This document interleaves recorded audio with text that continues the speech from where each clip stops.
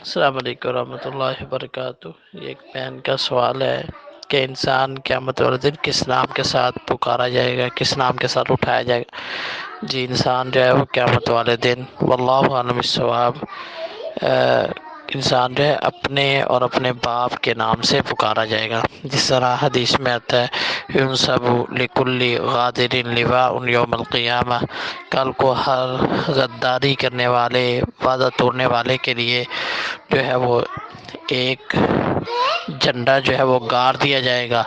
कहा जाएगा हादिही गदरत फुलान इब्नु फुलानी, ये फ़लाँ बिन फ़लान, फ़लाँ जो फ़लाँ का बेटा है, उसका, उसकी गद्दारी का, उसके वादा तोड़ने का झंडा है। तो इससे वाज़ेह ये होता है कि कल को इंसान अपने और अपने बाप के नाम से पुकारा जाएगा। हाज़ा मा अदरी वल्लाहु अल-बिस्वाब।